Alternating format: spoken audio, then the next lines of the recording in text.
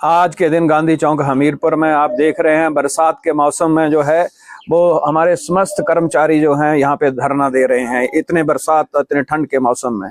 और ये वो लोग हैं जिन्होंने 40-40 वर्ष जो है वो अलग अलग डिपार्टमेंट्स में अपनी सेवाएं दी हैं। और इस मुकाम के ऊपर जब आदमी 65-70 साल तक 58 के बाद चला जाता है तो बहुत सी उसकी चीजें ऐसी होती हैं कि उनको लिमिटेड फंड जो है वो मिलना चाहिए। पेंशन एक बहुत ही लिमिटेड जो अमाउंट होता है, ताकि उसका भरण पोषण उसके परिवार का, उसकी बीबी का, दोनों मियाँ बीबी जो हैं बुजुर्ग हो जाते हैं और बच्चे जो हैं कुछ को रोजगार मिल रहा है, कुछ छोटे मोटे धंधों में चले जाते हैं, तो उससे उनका परिवार का, उनका मेडिकल और उनका जो है भरण पोषण होता रहे, इसलिए पेंशन सरकार वेलफेयर स्टेट में देती है। तो वेलफेयर स्टेट का मतलब क्या है? वेलफेयर स्टेट का मतलब है कि जो ठूंजा आप विकसित देशों में देखेंगे, वेलफेयर स्टेट का मतलब यह है कि 58 का जो हो गया वो चाहे कर्मचारी है चाहे कर्मचारी नहीं है, सबको पेंशन दी जाती है, सबको मेडिकल फ्री होता है, सबको जो है एजुकेशन फ्री होती है। तो ये वेलफेयर स्टेट की एक नियमावली है, उसके तहत ही ये पेंशन जो है कर्मचारियों का हक है। आप देखिए कि हिमाचल प्रदेश में 74 जो है कॉरपोरेशन, जिसमें कॉरपोरेशन है, नगर परिषदें हैं, नगर पंचायतें हैं, वहां के कर्मचारियों को 2016 के बाद जो है संशोधित जो है वो अभी तक पेंशन नहीं दी गई है। कई बार माननीय मुख्यमंत्री जी से मिले, कई बार जो है प्रिंसिपल सेक्रेटरी अर्बन डेवलपमेंट से मिले कि आप जो 2016 के बाद नगर निगम, नगर पंचायतें, नगर परिषदें हैं, उनके कर्मचारियों को संशोधित जो है वो आप पेंशन दे दीजिए, वेतनमान दे दीजिए। लेकिन विडंबना क्या है? विडंबना यह है कि जो अर्बन डेवलपमेंट डायरेक्टरेट में जो हमारे कर्मचारी बैठे हैं उनको 2000 जो है संशोधित वेतनमान दिया जा रहा है। जो प्रिंसिपल सेक्रेटरी अर्बन डेवलपमेंट के जो मुलाजिम हैं उनको भी संशोधित वेतनमान दिया जा रहा है, पेंशन दी जा रही है। लेकिन जो नगर निगम है, नगर पंचायतें हैं, नगर परिषदें हैं, उनके कर्मचारियों को वो पुराना स्केल दिया जा रहा है, थोड़ी सी पेंशन मिल रही है और गुजारा नहीं होता है। और कितना मुश्किल काम हमारे, चाहे सफाई कर्मचारी हैं, चाहे अन्य कर्मचारी हैं, चाहे ऊपर के कर्मचारी हैं, कितने मुश्किल हालात में आपके शहरों को साफ सुथरा और एनवायरनमेंट को ठीक रखते हैं। तो हमारी माननीय मुख्यमंत्री जी से यही निवेदन है कि आपकी सरकार जो है जब बनी थी तो इन्हीं कर्मचारियों ने बनाई थी और बड़ी उम्मीदों के साथ बनाई थी। आपसे ये उम्मीद की जा रही थी कि आप जो है कर्मचारियों के जो हकूक हैं उनको जो है वो समय पे देंगे। लेकिन 3 वर्ष हो गए माननीय मुख्यमंत्री जी की सरकार को बने हुए, और इस सरकार से कई बार ये लगभग कितने डिपार्टमेंट्स के लोग जो हैं आज यहाँ धरना दे रहे हैं, पूरे हिमाचल प्रदेश के हेडक्वार्टर्स में धरना दे रहे हैं, अपनी डिमांड्स जो पेंशन्स की डिमांड है उनको मांग रहे हैं। लेकिन माननीय मुख्यमंत्री और उनकी सरकार जो है वो अभी तक जो है सुनवाई नहीं करी है, और नहीं करी है इसी कारण 30 मार्च को जो विधानसभा में घेराव किया जाएगा। मैं तो ये कहता हूं कि आदरणीय माननीय मुख्यमंत्री जी, आप हमीरपुर से हैं और आप एक आम परिवार से निकले हुए मुख्यमंत्री हैं। आपको जो है हमारी जो कर्मचारियों की जो पीड़ा है वो आप पूरी तरह वाकिफ हैं, आप जानते हैं, आप जमीन से जुड़े हुए हैं। तो आपसे हमारा विनम्र अनुरोध है कि आप हिमाचल प्रदेश के जो कर्मचारी आज सीनियर सिटीजन जो हैं वो सड़कों के ऊपर जो है धरना प्रदर्शन बरसात में दे रहे हैं, उनका जो अतिशीघ्र जो है आप पेंशन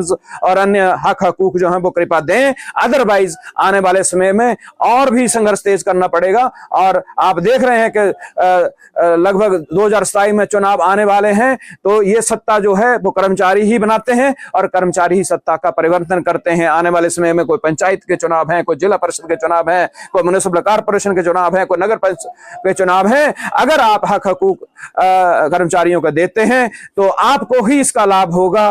कर्मचारी पहले भी आपके साथ थे, और अगर आप हकूक देते हैं तो हम सरकार का धन्यवाद करेंगे। यही हमारी उम्मीद है कि माननीय मुख्यमंत्री और उनकी सरकार जो है वो अतिशीघ्र जो है कर्मचारी के हकूक को दे। Thank you. पहले तो मैं आपके चैनल का धन्यवाद करता हूं।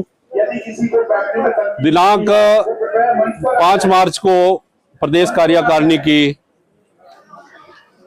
बैठक संयुक्त संघर्ष समिति के माननीय अध्यक्ष सुरेश ठाकुर जी की अध्यक्षता में हुई, जिसमें प्रदेश के विभिन्न संगठनों 18 संगठनों ने भाग लिया, और उसमें सर्वसहमति से फैसला लिया गया कि 16 तारीख को जो है प्रदेश के प्रत्येक जिले में संयुक्त संघर्ष समिति धरना, शांतिपूर्ण धरना व प्रदर्शन करेंगे। उसी कड़ी में आज हमीरपुर जिला में भी गांधी चौक में कर्मचारियों की जो पेंशनों की मुख्य मांगा हैं उनके लिए हम पेंशनर यहाँ एकत्रित हुए हैं।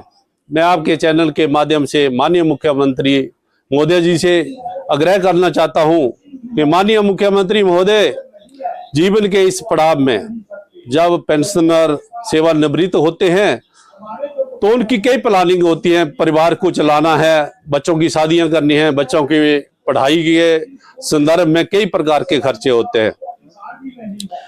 माननीय मुख्यमंत्री महोदय, इस मंच के माध्यम से आपको हम कहना चाहते हैं, आप एक अपने आप भी पेंशनर परिवार से संबंध रखते हैं और पेंशनरों की कितनी कठिनाइयां होती हैं उसके बारे में आप को भली भांति अवगत भी होना चाहिए और अवगत भी होंगे। 2016 से 10 वर्ष बीत चुके हैं। कर्मचारियों का, पेंशनरों का अभी तक जो है लीव इनकैशमेंट, ग्रेजुटी, कम्यूटेशन व अन्य भत्ते, मेडिकल बिल, इस पड़ाव में बीमारियां भी ज्यादा होती हैं तो उसके इलाज के लिए भी अब हमारे पेंशनरों को जो है आज बड़ी कठिनाई के दौर से गुजरना पड़ रहा है। HRTC के हमारे बंधुओं को पेंशन समय पर नहीं मिल रही है, उनका भी वर्गीकरण किया जा रहा है। कुछ को 70 के ऊपर वालों को 5 तारीख को दे रहे हैं और बाकियों को 27 को। तो देनदारियां तो माननीय मुख्यमंत्री महोदय पहली को ही देना पड़ती है। जो सेवानिवृत्त हो चुके हैं, जिन्होंने आज प्रदेश में के आधारभूत ढांचे को अपनी 30 और 35 वर्ष सेवाएं देकर इस मुकाम तक पहुंचाया है। हम आपके चैनल के माध्यम से ये भी कहना चाहते हैं कि कॉर्पोरेट सेक्टर के 20 बोर्ड और निगम हैं, उनको 99 से लेकर 2000 तक पेंशन मिलती रही। केवल 1300 लोगों को पेंशन मिल रही है और दुख के साथ कहना पड़ रहा है कि 750 के लगभग पेंशन जो है वो इस दुनिया को छोड़ चुके हैं।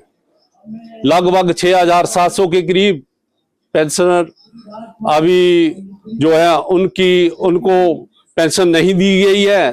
तो हम आपके माध्यम से ये मांग करना चाहते हैं कि उनको भी पेंशन दी जाए और बिजली विभाग में अभी तक OPS लागू नहीं की गई है, उसे भी तुरंत प्रभाव से लागू किया जाए और आने वाले बजट में जो है इन मांगों को यदि पूर्ण नहीं किया गया तो पेंशनरों को मजबूर होकर 30 तारीख को जो है वो शिमला में विधानसभा के घेराव करने पर मजबूर होना पड़ेगा। तक जारी रहेगा जब तक हमारे जो हक हैं, जायज हक हैं, कानूनन हक हैं, वो हमें नहीं मिल जाते।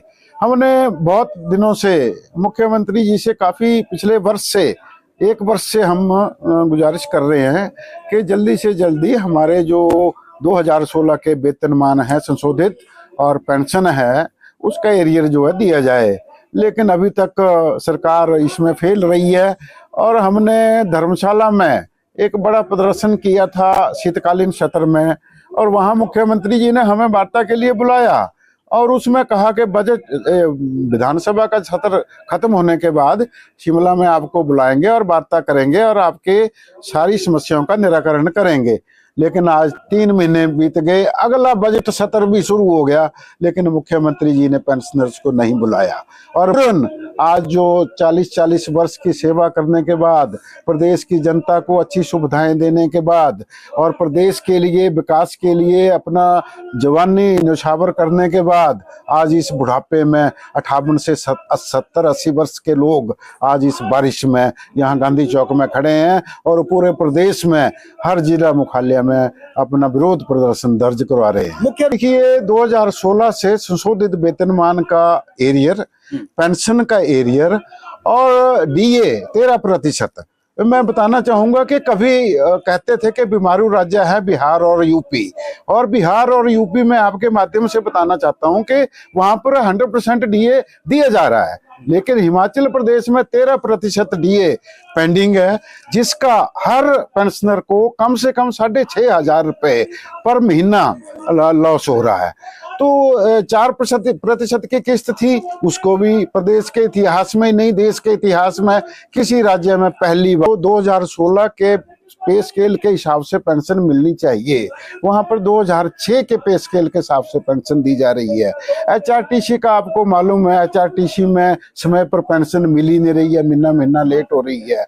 और इसके अलावा प्रदेश हाई कोर्ट में भी पेंशनर गए और हाई कोर्ट ने ये निर्णय दिया कि 6% ब्याज के साथ जो है इनके एरियर दिए जाएं, लेकिन प्रदेश सरकार ने एक 250 करोड़ रुपए का खर्चा वकीलों के ऊपर खर्च रही है, और उन वकीलों को खड़ा करके कोई डबल बेंच में केस करवा दिए, फुल बेंच में केस कर दिए, और पेंशनरों के देनदारियों को ना देते हुए उनकी देनदारियों को लटकाने का काम कर रहे हैं। सरकार जो है वो 250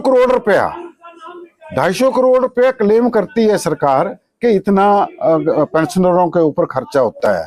तो देखिए, ये 250 करोड़ रुपया, हम ये बताना चाहते हैं कि ये पेंशनर जो हैं हिमाचल प्रदेश के नागरिक हैं, ये कोई पाकिस्तानी नहीं है, और इन्होंने अपनी जिंदगी लगाई है। और ये 1982 में सुप्रीम कोर्ट का निर्णय है कि जो कर्मचारी सरकार के कर्मचारी हैं उनको बुढ़ापे में जीवन यापन के लिए पेंशन उनका हक है, कोई खैरात नहीं है, और उस हक के लिए हम अपनी मांग कर रहे हैं।